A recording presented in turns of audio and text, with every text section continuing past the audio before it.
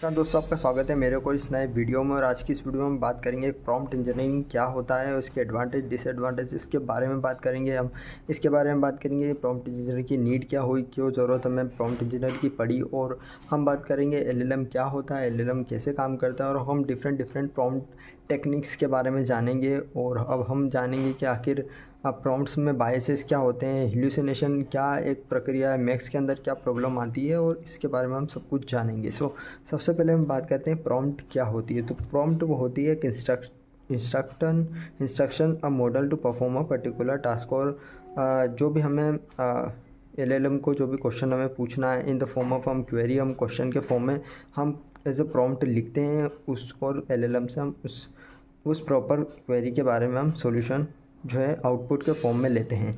So it is a piece of a text, ये एक text से का पीस है।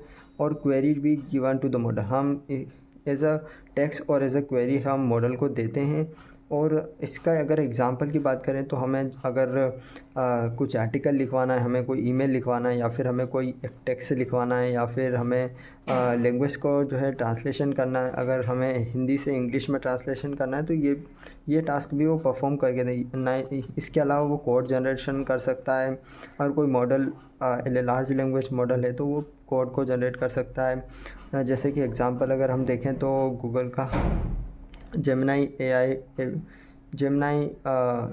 जो है एक मॉडल, उसका भी हम यूज़ कर सकते हैं। चैट जीपीटी 4 का यूज़ कर सकते हैं हम, और गिटहब का को पायलट भी हम यूज़ कर सकते हैं।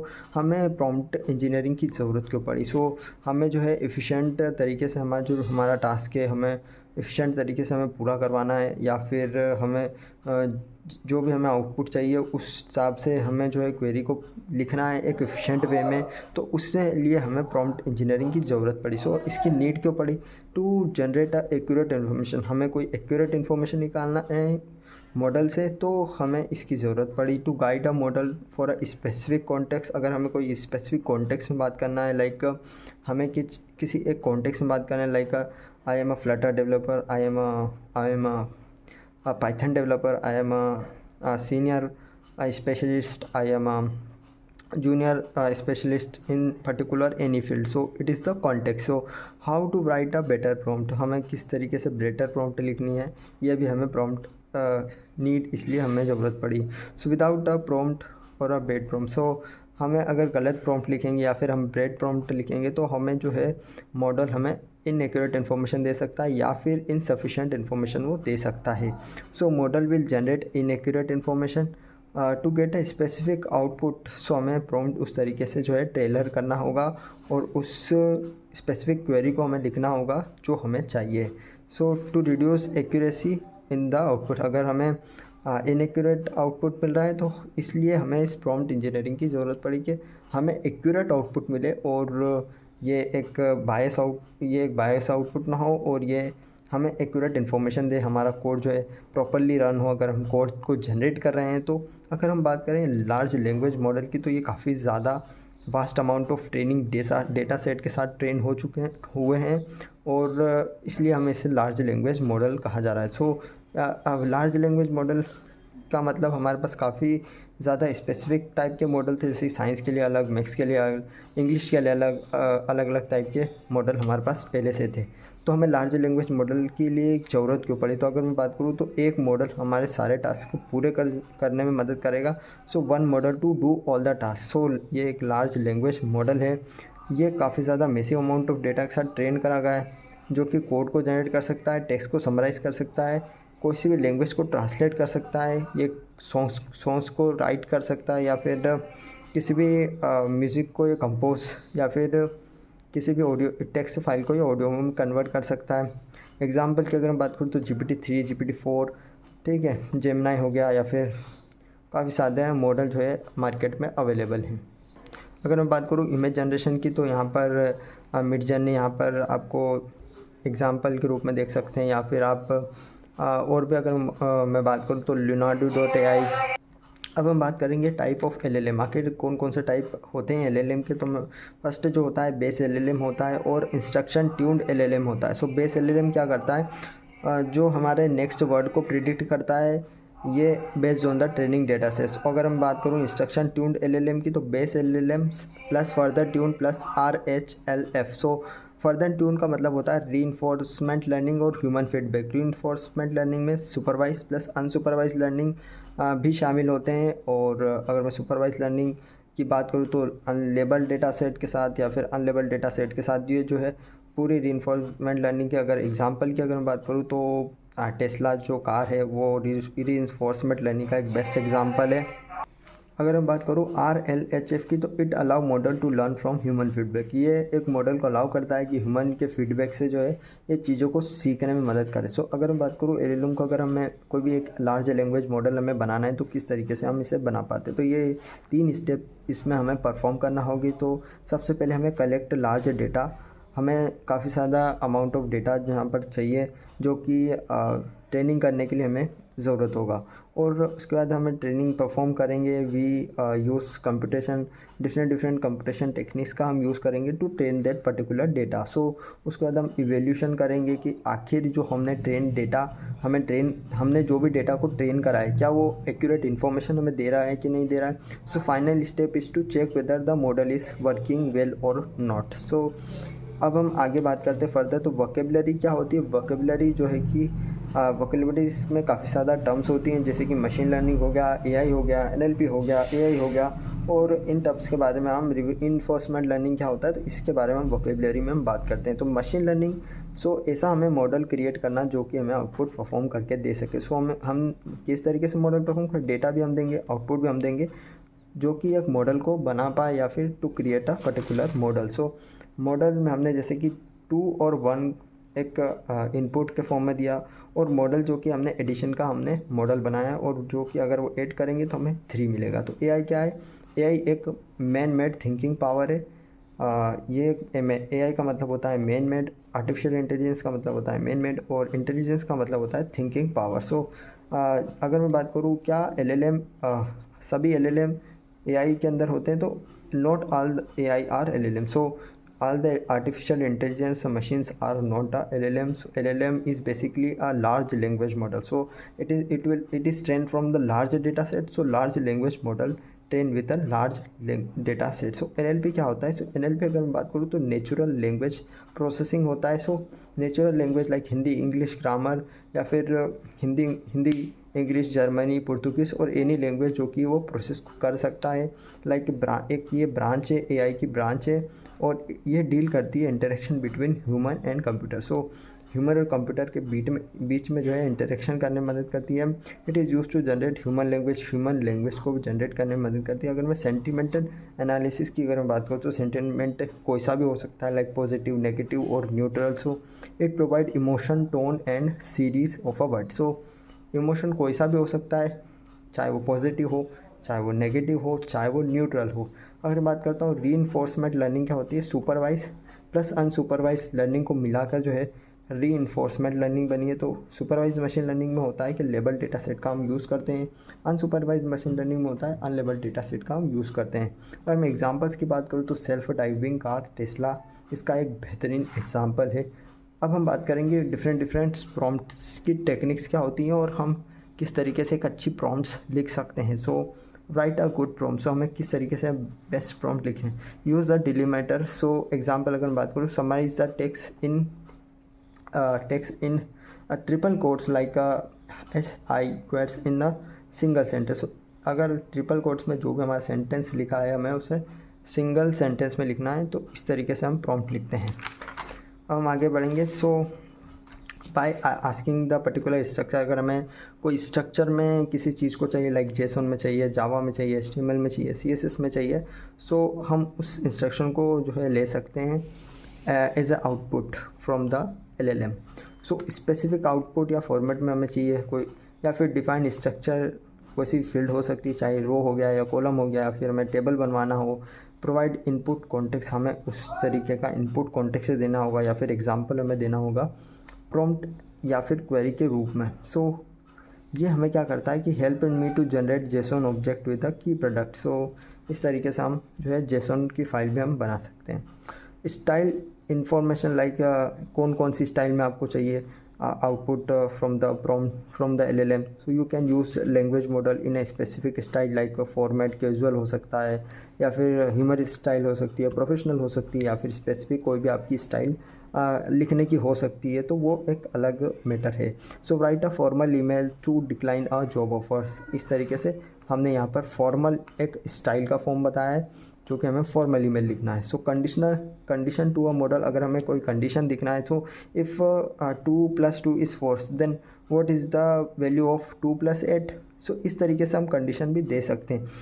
Give a successful examples. You give a examples of a successful behaviour to the model and ask it to continue the behaviour. So हम एक सक्सेसफुल एग्जाम्पल भी ले सकते हैं हम.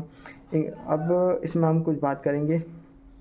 Include steps. कौन कौन सी स्टेप इसमें यहाँ पर यूज़ होती है. So work it solution. अगर हमें कोई सॉल्यूशन निकालना है तो they are not interested in the process of solving the problem, sometime giving strict instruction to help get better result. So हमें जो है कभी कभी मॉडल को आस्क करने के लिए एक स्ट्रिक्ट इन्फॉर्मेशन भी देना पड़ती है, तो जिससे वो एक अच्छा आउटपुट या फिर अच्छा जो रिज़ल्ट लेकर के आ पाए. सो इटरेट. अगर हमें कोई भी चीज़ को का आउटपुट प्रॉपरली नहीं मिल रहा है या फिर कुछ प्रॉब्लम आ रही है या फिर वो बायस्ड आउटपुट है, सो हमें जो है इटरेशन परफॉर्म करनी पड़ेगी, उसको क्वेरी को लेते चले, जिसे हम चेन ऑफ थॉट्स भी बोल सकते हैं. और it involves continuous refine the prompt until the better output. हमें जब तक हमारी प्रॉम्प्ट को अच्छी क्वेरी को लिखते रहना है या फिर उसे चेंज करके लिखना होगा जब तक हमें एक अच्छा आउटपुट ना मिले. सो राइट अ इनिशियल प्रॉम्प्ट. सबसे पहले हमें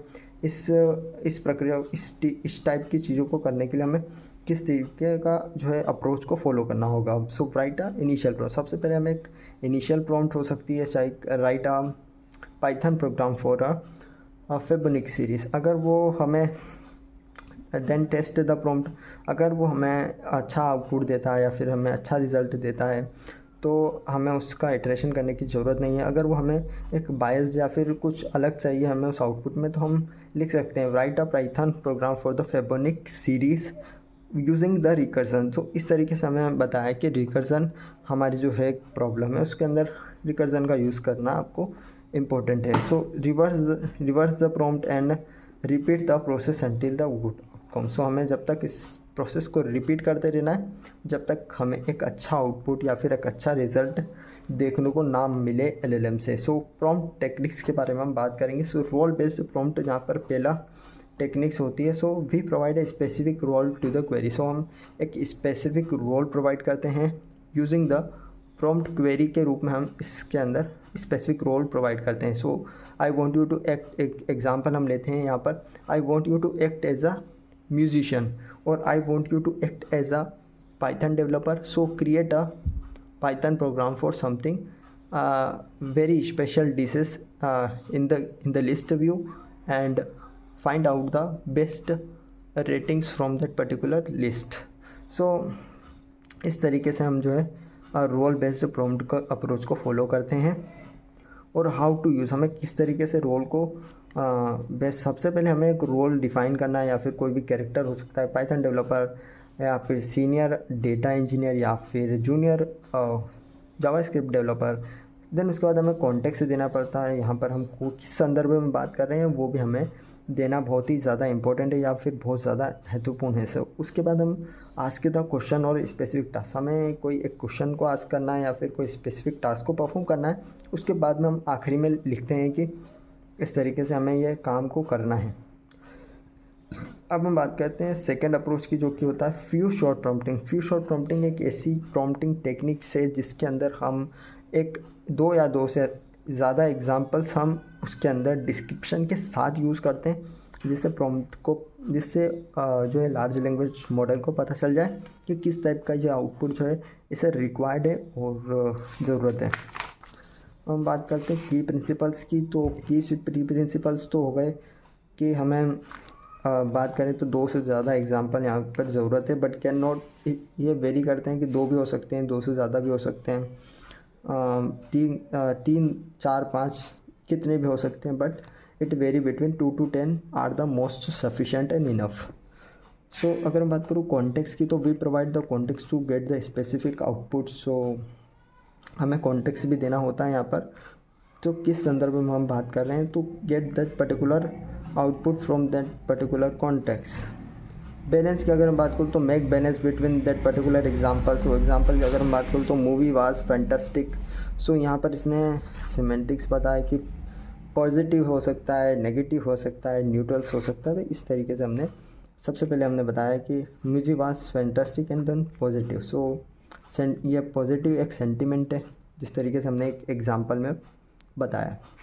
अब हम बात करेंगे चेन ऑफ थॉट्स, जैसा कि ये एक इटरेटिव अप्रोच का एग्जाम्पल है chain of thoughts. So it is use to generate a thoughtful and meaningful response. ये एक थॉटफुल और मीनिंगफुल रिस्पॉन्स को जनरेट करने में मदद करता है बाय इंगेजिंग मॉडल। ये मॉडल को काफ़ी ज़्यादा इंगेजिंग अप्रोच को फॉलो करता है, और ये एक step by step thinking process को फॉलो करता है। सो ये मॉडल कैसे ये अप्रोच कैसे काम करती है। So it is this method we break down the big problem into the small problem. अगर हमारे पास कोई एक बिग प्रॉब्लम है, या फिर हमें कोई बिग कोड लिखाना है, या फिर तो हम इससे इटरेटिव अप्रोच भी कह सकते हैं, या फिर हम एक बड़ी प्रॉब्लम को छोटी छोटी प्रॉब्लम में अप्रोच में जो है सॉल्व करना है। जैसे कि हमें एक म्यूज़िक, या फिर जैसे कि हमें एक स्टॉप वॉच ऐप बनाना है, तो सबसे पहले हम यूआई को डिज़ाइन करेंगे using that particular code generation technique using the chain of thought processes. So पहले हमने यूआई को डिज़ाइन करा, फिर हमने बताया कि हमें जो है इसमें कौन सी अप्रोच को फॉलो करना है, लाइक ब्लॉक को फॉलो करना है या फिर प्रोवाइडर को फॉलो करना है। तो इस टाइप से आप कोड लिखने का जो है प्रक्रिया को भी इससे आप चेन ऑफ थॉट्स की मदद से आप सॉल्व कर सकते हैं। सो हम बात करेंगे what are the advantage and disadvantage of working from home. So इसके अंदर जैसे कि एग्जांपल बताए गए कि हमें बताओ कि कौन कौन से एडवांटेज हैं, डिसएडवांटेज है वर्क फ्रॉम होम करने के। So we connect the chain of thought, कैसे हमने इसमें चेन ऑफ थॉट को कनेक्ट करा। सो हमने बताया कि लिस्ट, उसके बाद हमने एग्जैक्टली इसके सेम बाद हमने एक क्वेश्चन पूछा कि list 3 reason people prefer from the work from home. तो 2, 3, 4, 5 रीज़न कितने भी हो सकते हैं। चैलेंजेस कौन कौन से आते हैं वर्क फ्रॉम होम हमें काम करने के। अब हम बात करेंगे zero shot chain of thought prompting. So zero shot prompting के बारे में बात करें तो ज़ीरो का मतलब होता है ज़ीरो, मतलब कोई भी एग्जांपल हम इस प्रॉम्प्ट टेक्निक में हम नहीं देंगे, और सिर्फ जो है इन डेप्थ डिस्क्रिप्शन पर ही बात होगी। और it encourage the model to provide multiple step reasoning. In this technique provide in depth description without any examples. जैसे कि ये आप एग्जांपल देख सकते हैं, तो please explain me the process of how the solar planet work. उसके बाद हमने सोलर प्लानट के बारे में बताया कि stars with the sun heating and the planet surface are ending with the electricity and being produced structured your help as a chain of thoughts. So इसके अंदर हमने यही बताया कि चेन ऑफ थॉट्स का भी यूज़ कर सकते हैं। उसके बाद एक प्रॉम्प्ट टेक्निक आती है जो कि है लिस्ट मोस्ट प्रॉम्प्टिंग। सो ये लिस्ट मोस्ट प्रॉम्प्ट टेक्निक में it take a chain of thought prompting. So ये एक चेन ऑफ थॉट प्रॉम्प्टिंग को लेता है। तो इसके अंदर हम होता है कि break the problem into sub problems and then solve each one. So इसके अंदर भी वैसे ही हम काम करने वाले हैं जो कि हमने चेन ऑफ थॉट्स में करा था। इसमें लार्ज प्रॉब्लम को हमने एक स्मॉल प्रॉब्लम में डिवाइड करा, और एक एक करके हमने सारी प्रॉब्लम्स को सॉल्व करा। तो इसी लिस्ट मोस्ट प्रॉम्प्टिंग टेक्निक के अंदर आता है कि ब्रेक डाउन द प्रॉब्लम। ये क्या है, चेन ऑफ थॉट प्रॉम्प्टिंग की टेक्निक्स को फॉलो करता है। सो जैसे कि चेन ऑफ थॉट की अगर बात करें, in this way we solve the problem in a series of a sub problem that build upon each other. So dual prompting के बारे में हम बात करेंगे। ड्यूअल प्रॉम्प्टिंग मतलब एक से ज़्यादा प्रॉम्प्ट की क्वेरी को जोड़ना और उससे एक रिस्पॉन्स निकालना। So combine to get a more specific और मीनिंगफुल आउटपुट और अ रिस्पॉन्स। सो एक प्रॉम्प्ट हमने लिखी और उसके बाद हमने दूसरी प्रॉम्प्ट लिखी, दोनों को कंबाइन करा और मोर स्पेसिफिक जो है आउटपुट और रिस्पॉन्स को हमने फॉलो आउट करा और आउटपुट में हम लेके आए। सो कंबाइन टेक्निक्स की अगर बात करूँ तो role promptings plus combine of thought plus dual prompting, इसका जो है कम्बिनेशन टेक्निक्स का हम यूज़ कर सकते हैं to get more specific response.